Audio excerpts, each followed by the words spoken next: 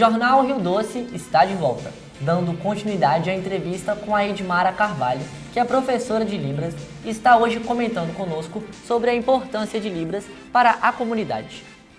Edmara, a gente estava mencionando no primeiro bloco sobre a própria estrutura da Libras, né? Para a gente já estar tendo um entendimento do que é a Libra em si. Então, vamos focar agora mais na questão da diferença do surdo e do deficiente auditivo. O que difere a diferença ali? Nós temos as questões que são voltadas para a parte mais clínica, né, que são as terminologias usadas pela parte clínica, pela parte da saúde.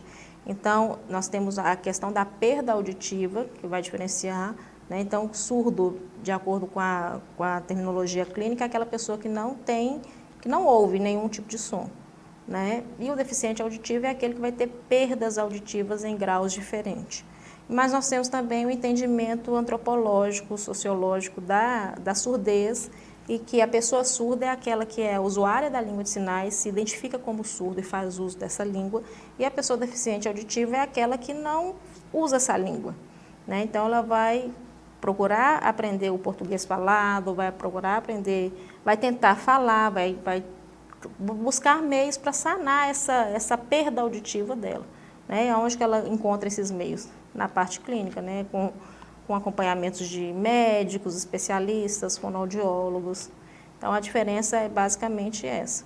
Nós temos a parte clínica, que é a questão da perda auditiva ou não, e nós temos a questão da identidade, da cultura surda, da identificação enquanto surdo. Entendi. E a perda auditiva é algo irreversível ou não? Depende muito do tipo de surdez que essa pessoa tem, né? A surdez ela pode ser unilateral, quando acomete somente uma orelha, ela pode ser bilateral, a pessoa pode ser surda de uma orelha só e da outra não, né? Pode ser uma surdez neurosensorial. Então, né, para fazer esse diagnóstico, para saber se essa surdez ela é irreversível ou não, somente um profissional da saúde, um especialista otorrino que consegue fazer. Entendi. A surdez pode ser causada também por questões genéticas? Alguns estudos comprovam que sim. Mas a gente tem muitas causas são, por exemplo, durante a gravidez, a falta de acompanhamento, né, do pré-natal, ou durante o parto, ou porque a criança nasceu antes da hora, ou ela nasceu depois, faltou alguma oxigenação, ou a mãe adquiriu alguma doença, ou essa criança adquiriu alguma doença depois que nasceu, ou com poucos anos, por exemplo, a meningite. A meningite é uma das principais causas de surdez que nós temos hoje. Entendi. E a Libras, ela, voltando na questão da Libras, né, você já explicou sobre a estrutura dela, ela pode ser considerada universal ou não? Cada país tem a sua Libras. Como é Libras, né, língua brasileira de sinais. Então, cada país tem a sua língua de sinais. Né? A nossa língua de sinais ela é oriunda da língua francesa de sinais.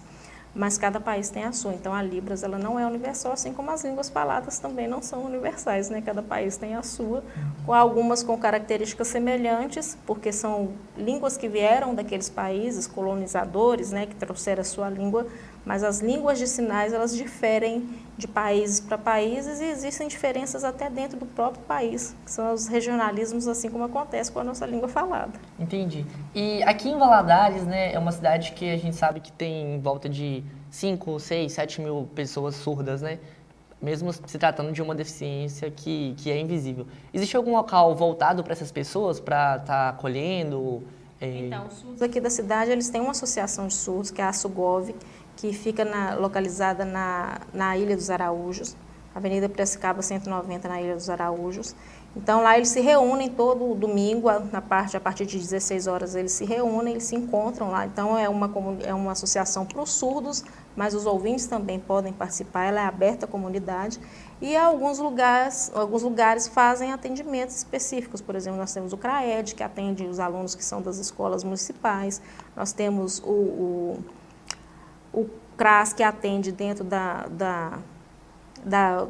do Estado, que funciona na Escola Nelson de Sena. Então, são locais específicos mais voltados para a área da educação, mas para o encontro do surdo mesmo é na Associação de Surdos. É a SUGOV. Então, é a SUGOV, que é aberta à população. Quem quiser ir, pode participar. Eles são muito receptivos, muito acolhedores, Entendi. No caso, então, ela é voltada somente para a comunidade surda. Deficiente auditivo geralmente não participa. Não, aqueles que se identificam, que querem estar lá no meio, estão.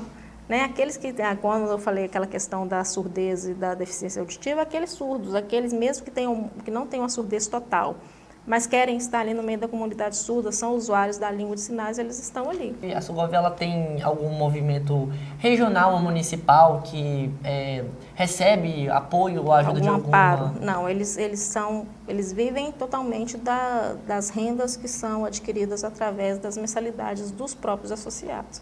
Então, assim, quem estiver disposto a ajudar a associação, eles estão dispostos a receber ajuda também. Inclusive, nesse final de semana, né, que eles estão realizando as vendas da feijoada beneficente. Eles fazem eventos como feijoada, festival de sorvete. Então, esse final de semana agora é a feijoada que é feita para eles. Então, todo o dinheiro que é arrecadado, toda a renda é para a manutenção da própria associação. Entendi. E essa parceria da Univale com a associação surgiu quando?